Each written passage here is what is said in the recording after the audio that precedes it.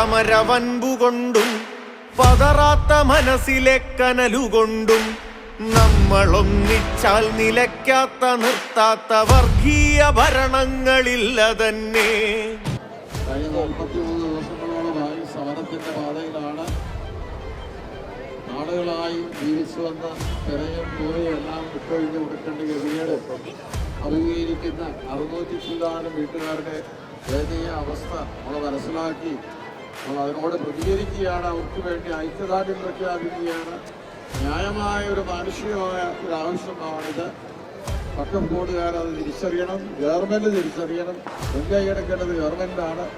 ന്യായമായ രീതിയിൽ അത് പ്രശ്നപരിഹാരം കണ്ടെത്തി ആർക്കും ആശങ്കകളൊന്നും ഉണ്ടാക്കാതെ തന്നെ, ഒരു വർഗീയത അവിടെ ഉണ്ടാക്കാതെ തന്നെ അവരുടെ ആവശ്യങ്ങൾ നിറവേറ്റി കൊടുക്കണമെന്നുള്ള അഭ്യർത്ഥനയോടുകൂടിയാണ് നമ്മൾ ഈ പുലങ്കാവിൻ്റെ മക്കള് അവരോട് ഒത്തുചേരുന്നത്. ഈ പ്രതിഷേധ റാലിയിൽ എല്ലാവിധ അഭിവാദ്യങ്ങളും അർപ്പിക്കുകയാണ്. ദൈവം നിങ്ങൾ അനുഗ്രഹിക്കട്ടെ. ഐക്യദാർഢ്യം, ഐക്യദാർഢ്യം, സമരത്തിന് ഐക്യദാർഢ്യം.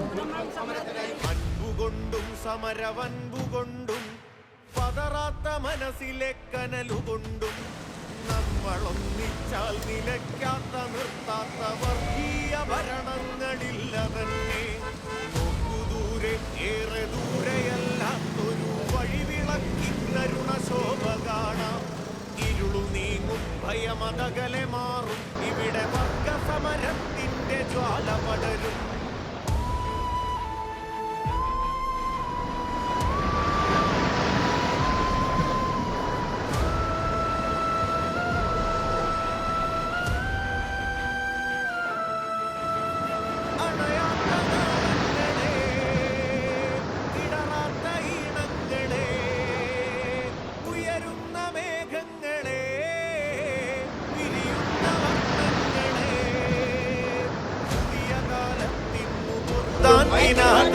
പോയ കാലത്തിന്റെ താരങ്ങളെ നിങ്ങൾ കൊളുത്തുന്ന പന്തങ്ങളിൽ വന്നുന്ന പൂക്കളെ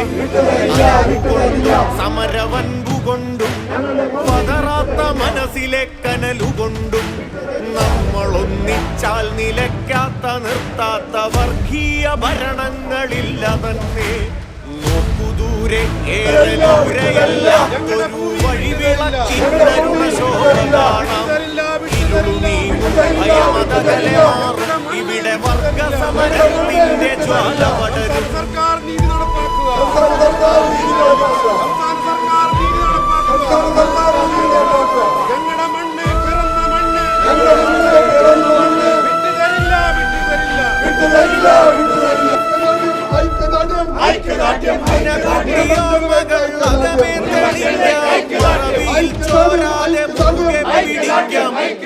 വംശത്തിന്റെ സമഭാവ ലോകത്ത് മുന്നേ നടക്കാം വഴിതെളി.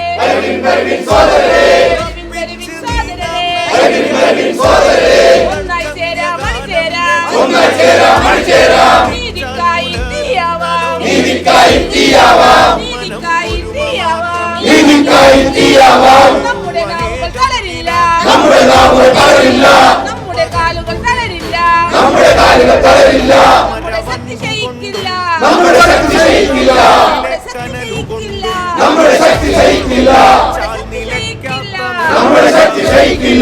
രാഷ്ട്രീയക്കാർക്ക് ഇതൊരു തമാശയായിട്ടേ തോന്നുള്ളൂ. നമ്മളെ സംബന്ധിച്ച്, നമ്മുടെ പ്രദേശത്തെ സംബന്ധിച്ച് ഇതൊരിക്കലും തമാശയല്ല, നമ്മുടെ ജീവിതമാണ്. ആ ജീവിതം അത് നേടിയെടുക്കാൻ നമ്മൾ അറ്റം വരെയും പോകും.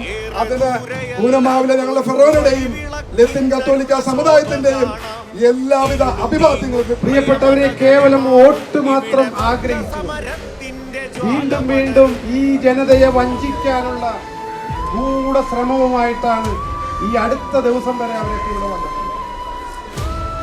അവർക്ക് ആത്മാർത്ഥത ഉണ്ടെങ്കിൽ പ്രിയപ്പെട്ടവരെ, ഈ നീതികേടിനെതിരെ വ്യക്തമായ നിലപാടെടുക്കണം. ഇരട്ടത്താപ്പ് സ്വീകരിച്ചുകൊണ്ടാണ് പലപ്പോഴും ഈ പന്തലിൽ വന്ന് ചില രാഷ്ട്രീയ നേതാക്കൾ പ്രസംഗിക്കുന്നത് ഞങ്ങൾ വായിക്കുന്നുണ്ട് പത്രത്തിൽ. മുനമ്പത്തെ ജനങ്ങൾക്ക് അവർ കുന്നിക്കുരു കൂട്ടിവെക്കുന്നത് പോലെ അവരുടെ കൊച്ചു കൊച്ചു സമ്പാദ്യങ്ങൾ കൂട്ടിവെച്ചുകൊണ്ട് അവരുടെ ജീവൻ നിലനിർത്താനായിട്ട് അവരുടെ മക്കൾക്ക് വേണ്ടിയിട്ട് സ്വരുക്കൂട്ടിയ ആ സമ്പത്ത് സംരക്ഷിക്കപ്പെടുവാൻ സാധിക്കുന്നില്ല എന്ന ഈ സാഹചര്യത്തിൽ നിങ്ങൾ ഒറ്റയ്ക്കല്ല, തീർച്ചയായിട്ടും ഞങ്ങൾ എല്ലാവരും നിങ്ങളോടൊപ്പമുണ്ട് എന്ന് ആത്മാർത്ഥമായിട്ട് പറയുകയാണ്. തലശ്ശേരി നടക്കുന്ന ഒരു ആലോചന യോഗത്തിന്റെ ഭാഗമായി അപ്രതീക്ഷിതമായി ഞാൻ ആലുവയിൽ ചെന്ന് വിട്ടു. അവര് പറഞ്ഞത് മുനമ്പത്തെ കണ്ടുപിടിക്കുന്നു പറഞ്ഞു. തലശ്ശേരിയിലെ സഹോദരങ്ങൾ, മുനമ്പത്തിലെ പ്രിയ സഹോദരി സഹോദരങ്ങളോടും ഇന്ന് സത്യാഗ്രഹ സമരം അനുഷ്ഠിക്കുന്നവരോടൊക്കെ പറയാൻ, നിങ്ങൾ ഈ ലോകത്തിന്റെ വാക്കായി മാറി. ഈ നാടിന്റെ മാത്രമല്ല, ഈ സംസ്ഥാനത്തിന്റെ മാത്രമല്ല, നിങ്ങളുടെ ഈ സംഘബോധം ഈ രാജ്യത്തിന്റെ വാക്കായി മാറി. അതാണ് ഈ അവസരം ഞങ്ങൾക്ക് പറയാനുള്ളത്. ഇവിടെ എന്നെ കേൾക്കുന്ന പ്രിയപ്പെട്ട സഹോദരി സഹോദരങ്ങളെ, കാലാകാലങ്ങളിലെ വോട്ട് ബാങ്ക് രാഷ്ട്രീയം, സംഘടിത വോട്ട് ബാങ്കുകളെ ഏത് സമൂഹവും ആകർഷിക്കും. ആ വോട്ട് ബാങ്ക് രാഷ്ട്രീയമാണ് കാലാകാലങ്ങളിൽ നമ്മളെ ചതിച്ചത്. ഇവിടെ എല്ലാവരും വന്ന് പ്രസംഗിക്കുന്നുണ്ട്. ഞാൻ കഴിഞ്ഞ കൊച്ചുപിതാവ് വരാപ്പുഴ കൊച്ചുപിതാവ് വന്നപ്പോൾ അദ്ദേഹത്തോടൊപ്പം ഞാൻ ഇവിടെ വന്നിരുന്നു. അതിനു മുമ്പ് ആ സമയം പിതാവ് എത്രയൊക്കെ മുമ്പ് ഒരു പ്രമുഖ രാഷ്ട്രീയ കക്ഷിയുടെ നേതാവ് പ്രസംഗിക്കാൻ കേട്ടു. ഇതേ നേതാവ് എറണാകുളം പ്രസ് ക്ലബിൽ നിന്ന പത്രസമ്മേളനത്തിൽ പറഞ്ഞത് നേരെ തിരിച്ച. അപ്പൊ വോട്ട് ബാങ്ക് രാഷ്ട്രീയം നമ്മളെ ചതിക്കും. എൻ്റെ പേര് ഫാദർ ആന്റണി സേവ്യർ എന്നാണ്. ഞാൻ മുനമ്പം വേളാങ്കണ്ണി മാതാ പള്ളി നിന്നാണ് സംസാരിക്കുന്നത്. ഇവിടുത്തെ 610 കുടുംബങ്ങളുടെ പ്രശ്നമാണ് ഞങ്ങൾ ഈ സമരപന്തലിലേക്ക് നയിച്ചത്. ഹൈന്ദവരും ക്രൈസ്തവരും കൂടിയ ഈ 610 കുടുംബങ്ങൾ 2022 ജനുവരി മുതൽ റവന്യൂ അവകാശങ്ങൾ അവർക്ക് നിഷേധിക്കപ്പെട്ടിരിക്കുന്നു. 1988 മുതൽ 2021 വരെ എല്ലാ റവന്യൂ അവകാശങ്ങളോടുകൂടി പണം കൊടുത്ത് രജിസ്റ്റർ ചെയ്ത് വാങ്ങിച്ച ഈ ഭൂമിയിൽ ഉടമസ്ഥരായി ഇവിടെ ജീവിച്ചിരുന്ന ഈ ഭൂമിയിൽ അവരുടേതായ സ്വന്തം സ്ഥലങ്ങളിൽ 2022 ഇനി അവർക്ക് കരമടയ്ക്കാൻ സാധിക്കുകയില്ല. ഇത് അവരുടെ ഭൂമിയല്ല, ഇത് വഖഫിൻ്റെ പ്രോപ്പർട്ടി എന്നാണ് വഖഫ് ക്ലെയിം ചെയ്യുന്നത്. 1902 മുതൽ മത്സ്യത്തൊഴിലാളികൾ ഇവിടെയുണ്ട്. 1950 സിദ്ദിഖ് സേത്ത് ഈ സ്ഥലം ഫറൂഖ് കോളേജിന് ഗിഫ്റ്റ് ഡീഡായിട്ട് ദാനമായിട്ട് ഇഷ്ടദാനമായിട്ട് കൊടുക്കുന്നത്.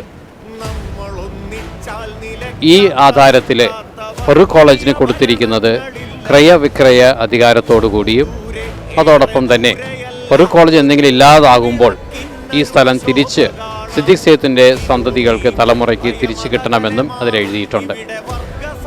ഇതൊരു വഖഫ് ആധാരമല്ല, വഖഫ് ആകാൻ സാധിക്കുകയില്ല. കാരണം 1913 23 മുസൽമാൻ ആക്ട് അനുസരിച്ചുകൊണ്ട് വഖഫ് കൊടുക്കുന്ന ഭൂമി കണ്ടീഷൻസ് പാടില്ല. മാത്രമല്ല ഇതിൻ്റെ ഓണർഷിപ്പ് മാത്രമേ സിദ്ദിഖ് സേത്തിനുണ്ടായിരുന്നുള്ളൂ. പൊസഷൻ ഉണ്ടായിരുന്നില്ല. അതെങ്കിൽ ഇവിടുത്തെ മത്സ്യത്തൊഴിലാളികളാണ് ഈ സ്ഥലം സ്വന്തമായിട്ട് ഉപയോഗിച്ചു കൊണ്ടിരുന്നത്.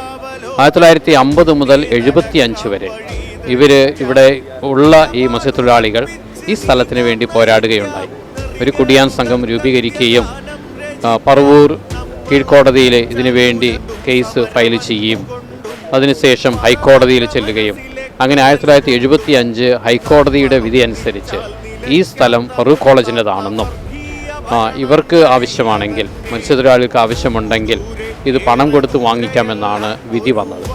അങ്ങനെ 1988 മുതൽ 93 വരെ ഇവിടുത്തെ മത്സ്യത്തൊഴിലാളികൾ ഈ സ്ഥലം പണം കൊടുത്താണ് വാങ്ങിച്ചത്.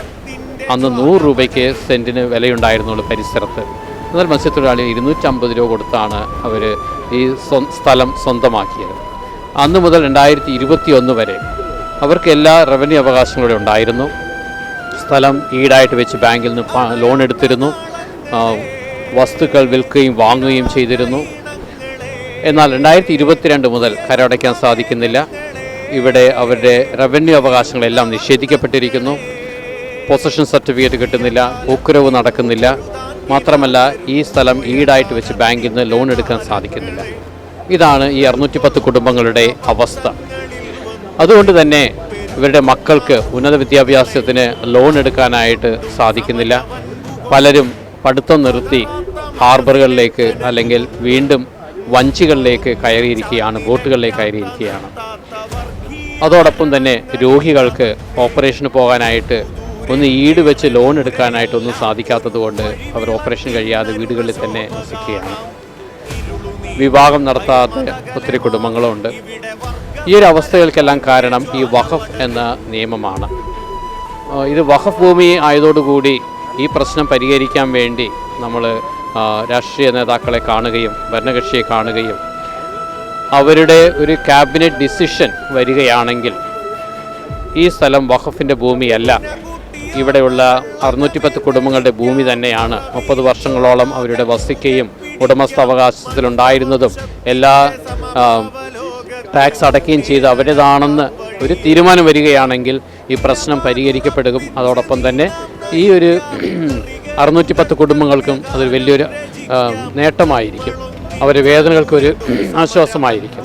അപ്പോൾ ഈ ഒരു അവസ്ഥയിൽ ഗവൺമെൻറ് ഈ 610 കുടുംബങ്ങളുടെ വേദനാജനകമായ അവസ്ഥ മനസ്സിലാക്കിക്കൊണ്ട് ഒരു പരിഹാരം കണ്ടെത്തണമെന്ന് ആവശ്യപ്പെടുകയാണ്. 89-ലാണ് ഞങ്ങൾക്ക് ആ കേസ് അവർക്ക് അതായത് ഞങ്ങൾ ഫാറൂഖ് കോളേജായിട്ടാണ് കേസ് പറഞ്ഞിരുന്നത്.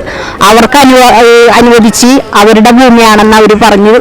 അത് പണത്തിൻ്റെയും ആസ്വാദനം അവർക്കായിരുന്നു. അതുകൊണ്ട് ഈ ഭൂമി ഫാറൂഖ് കോളേജിൻ്റെയെന്നും പറഞ്ഞ് അവരത് നേടിയെടുത്തു. അപ്പോൾ ഫാറൂഖ് കോളേജുകാരും ജനങ്ങളും കൂടി തമ്മിലൊരു എഗ്രിമെന്റ് വെച്ച് അവർ പറഞ്ഞ വില കൊടുത്ത് ഞങ്ങൾ ഈ ഭൂമി സ്വന്തമാക്കി എന്ന് പറഞ്ഞാൽ 89-ൽ ഞങ്ങൾക്ക് പട്ടയം കയ്യിൽ കിട്ടി. 90 കാലങ്ങൾ തുടങ്ങി ഞങ്ങൾ ഈ പട്ടയം വെച്ചാണ് ഞങ്ങളുടെ കാര്യങ്ങൾ നടത്തിയിരുന്നത്. അന്നൊക്കെ ഇവിടെ ചെറ്റപ്പുരകളായിരുന്നു. ഞങ്ങളുടെ ഭർത്താക്കന്മാരും മാതാപിതാക്കളും കടലിൽ പോയി കിട്ടിയത് കൊണ്ട് ഞങ്ങൾ അത് വെച്ച് ചെറിയ ഈ ഓലപ്പരകളൊക്കെ ചെറിയ ചെറിയ വീടുകളാക്കി വെച്ച് പിന്നെ കുറേ സമരങ്ങൾ നടത്തി. ഞങ്ങൾക്കിവിടെ പാലം ഉണ്ടായില്ല, സീവാൾ ഉണ്ടായിരുന്നില്ല. അങ്ങനെ ഞങ്ങളുടെ ഈ കടൽ കയറി ഒഴുകുമ്പോൾ ഞങ്ങൾ ഈ പെര വേറെ നീക്കി വെച്ച് കുറേ മണ്ണുകൾ ഇങ്ങനെ കടലെടുത്ത് പോയി പിന്നെ കടൽ വെച്ച് കഴിയുമ്പോൾ അവിടേക്ക് കയറി ഞങ്ങളിങ്ങനെ പെരകളുണ്ടാക്കി അങ്ങനെ ജീവിച്ചു പോകുന്ന മക്കളാണ്. ഒത്തിരി കഷ്ടതയിലൂടെയാണ് ഞങ്ങൾ ഈ ഭൂമി ഞങ്ങൾ നേടിയെടുത്തു. എന്ന് വെച്ചാൽ അവർ പറഞ്ഞ അന്നത്തെ വില ഏറ്റവും വലിയ വില കൊടുത്ത് നേടിയ ഭൂമിയാണിത്. ഞാൻ 3-ാം തലമുറയിൽപ്പെട്ട ആളാണ്. എനിക്കിപ്പോൾ ഞാൻ കല്യാണം കഴിച്ച് എനിക്ക് 2 മക്കളായി, അവർക്ക് 2 മക്കളായി, 5 തലമുറയായി ഇപ്പം ഞങ്ങൾ ഇവിടെ ജീവിച്ചുകൊണ്ടിരിക്കുകയാണ്. ഈ 21 വരെ ഞങ്ങൾ ഞങ്ങളുടെ അവകാശങ്ങൾ റവന്യൂ അവകാശങ്ങൾ ഞങ്ങൾ നേടിയെടുത്ത് ഞങ്ങൾ എല്ലാ കാര്യങ്ങളും ഞങ്ങളുടെ പട്ടയം വെച്ച് ഞങ്ങൾ ലോൺ എടുക്കുകയും ഞങ്ങളുടെ മക്കളെ പഠിപ്പിക്കാനാ മക്കളെ കല്യാണം കഴിച്ചഴിപ്പിക്കാനൊക്കെ ഞങ്ങളുടെ ഈ പട്ടയം കൊണ്ടുപോയി ലോൺ വെച്ചാണ് ഞങ്ങളിത് നേടിയിരുന്നത്. 22-ൽ ഞങ്ങളിത് കരടക്കാൻ വേണ്ടി ചെന്ന് കഴിഞ്ഞപ്പോൾ ഞങ്ങളോട് പറയാണ് ഇത് നിങ്ങളുടെ ഭൂമിയല്ല, ഇത് വക്കപ്പ് ക്ലെയിം ചെയ്തതാണ്. അപ്പം ഞങ്ങൾ ചോദിക്കുന്നു വക്കപ്പോ? ഈ 3 അക്ഷരം എനിക്ക് 61 വയസ്സായി, ഞാൻ കേട്ടിട്ടില്ല ഈ വക്കപ്പ് എന്താണെന്ന്. ഞാൻ ചോദിച്ചവരോട് വക്കപ്പ അതെന്ത് സാധനമാണ്? അപ്പം അങ്ങനെ ഒരു നിയമം വന്ന് ഞങ്ങളുടെ ഈ തലക്കുമോളിൽ നിൽക്കുകയാണ്. വക്കപ്പെന്ന കിരാതന്മാര് അവർ ഇത്ര കാലം എവിടെയായിരുന്നെന്ന് ഞങ്ങൾക്കറിയില്ല. ഞങ്ങൾക്ക് വക്കപ്പുമായിട്ട് യാതൊരു ബന്ധവുമില്ല. ഞങ്ങൾ ഈ ഭൂമി മേടിച്ചത് ഫാറൂഖ് കോളേജിനാണ്. ഫാറൂഖ് കോളേജാണ് ഞങ്ങൾക്ക് ഈ ഭൂമി അവർ പറഞ്ഞ വില അനുസരിച്ച് ഞങ്ങൾ മേടിച്ചത്. ഈ കാലം അത്രയും ഈ കഴിഞ്ഞ തെരഞ്ഞെടുപ്പ് വരെ ഞങ്ങൾ വിശ്വസിച്ചിരുന്ന പാർട്ടികൾ ജയിച്ചിവിടെ നിന്ന് പോയി കഴിഞ്ഞിട്ട് ഞങ്ങളെ തിരിഞ്ഞ് ഇന്ന് വരെയും നോക്കിയിട്ടില്ല. ഞങ്ങളെ കുഴിപിടിപ്പിക്കാൻ വന്നാൽ ഞങ്ങൾ അവിടെ നിന്ന് ഇറങ്ങി ഒന്നും പോകുമെന്ന് വിചാരിച്ച് ആരും കാത്തിരിക്കണ്ട. ഞങ്ങൾക്ക് അതല്ല ആവശ്യം, ഞങ്ങളുടെ റവന്യൂ ആവശ്യങ്ങൾ, അതായത് ഞങ്ങളുടെ മക്കളെ കെട്ടിക്കണം, ഞങ്ങളുടെ മക്കൾക്ക് വിദ്യാഭ്യാസം വേണം, അങ്ങനെയുള്ള ആവശ്യങ്ങൾ ഞങ്ങൾക്ക് നടത്തി തരണം. ഞങ്ങളുടെ കൂടെ ആര് നിൽക്കുന്നുവോ, ഞങ്ങൾക്കിപ്പോൾ ഇവിടെ മതവുമില്ല രാഷ്ട്രീയവുമില്ല, ഞങ്ങളുടെ കൂടെ ആരാണ് നിൽക്കുന്നത് ആ വ്യക്തികളോട് ഞങ്ങൾ ചേർന്ന് നിൽക്കും. ഇപ്പം ഞങ്ങളെല്ലാവരും കൂടി ഒരു തീരുമാനം എടുത്തേക്കണം. ഞങ്ങൾക്കൊരു മതവുമില്ല രാഷ്ട്രീയവുമില്ല. ഞങ്ങളുടെ മാതാവ്, ഞങ്ങൾ ജനിച്ചു വളർന്നപ്പോൾ തുടങ്ങി ഞങ്ങളുടെ മാതാവിൻ്റെ കൂടെയാണ് ഞങ്ങൾ നടക്കണം. ആ മാതാവ് ഞങ്ങൾ ഒരിക്കലും കൈവിടില്ല.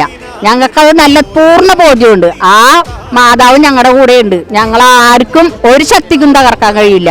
ഞങ്ങൾ നല്ല ധൈര്യത്തോടുകൂടി മരണം വരെ സമരം ചെയ്യും. 10-61 കൊല്ലം ഞാനിവിടെ ജനിച്ചു വളർന്ന എൻ്റെ ഭൂമിയിൽ നിന്ന് ഇറങ്ങാൻ പറഞ്ഞാൽ ഞാൻ ഇറങ്ങോ?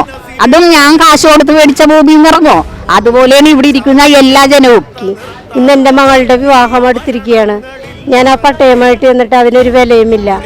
ഞങ്ങളുടെ മക്കൾ എവിടെ പോകും? ഞങ്ങൾ എങ്ങനെ ജീവിക്കും? ഞങ്ങളുടെ മക്കളുടെ കാര്യങ്ങൾ എങ്ങനെ നടക്കും? അവർക്ക് വിദ്യാഭ്യാസം കൊടുക്കണം. ഇവിടെ ഇരിക്കുന്ന എല്ലാ മക്കളുടെയും കുഞ്ഞുമക്കൾ വിഷമിക്കുകയാണ്. വിദേശത്ത് പോകാൻ പറ്റുന്നില്ല, വിവാഹം കഴിച്ചു കൊടുക്കാൻ പറ്റുന്നില്ല. മറ്റുള്ള രോഗികളായ മാതാപിതാക്കൾ, എനിക്ക് ഇന്ന് 2 മാതാപിതാക്കൾ രോഗികളാണ്. എൻ്റെ കുടുംബം ഭയങ്കര പ്രാരാബ്ധത്തിലാണ്. എങ്കിലും ഒന്നും ചെയ്യാൻ ഞങ്ങൾക്ക് പറ്റുന്നില്ല. ഞങ്ങളുടെ ഇവിടെയുള്ള ഈ നാട്ടിലുള്ള ജനങ്ങളെല്ലാവരും നെഞ്ചു വിരിച്ചു തന്നെ നിൽക്കും. വെടിവെക്കട്ടെ, വെടിവെച്ച് ഞങ്ങളെല്ലാവരും കൊല്ലട്ടെ, ഞങ്ങളെല്ലാവരും നെഞ്ചു വിരിച്ച് തന്നെ ഇവിടെ നിൽക്കും. ഒരാളും മാറി നിൽക്കൂല. മുന്നോട്ട് വെച്ച കാല് മുന്നോട്ട് തന്നെ വെച്ചിരിക്കും. അത് പൂർണ്ണ ഉറച്ച വിശ്വാസത്തോടെയാണ് ഞാൻ പറയുന്നത്. ഈ നാട്ടിലെ എല്ലാ ജനങ്ങൾക്കും നീതി കിട്ടണം. ഞങ്ങളുടെ വസ്തുവിൽ കൈവെക്കാൻ ആരും അവകാശം വാദം പറഞ്ഞ് ഈ നാട്ടിലേക്ക് ഒരാളും വരാൻ ഒരിക്കലും ഈ ജനങ്ങൾ ആരും ഈ നാട്ടിലെ ജനങ്ങൾ സമ്മതിക്കില്ല. പതറാത്ത മനസ്സിലെ കനലുകൊണ്ടും നമ്മളൊന്നിച്ചാൽ നിലയ്ക്കാത്ത നിർത്താത്ത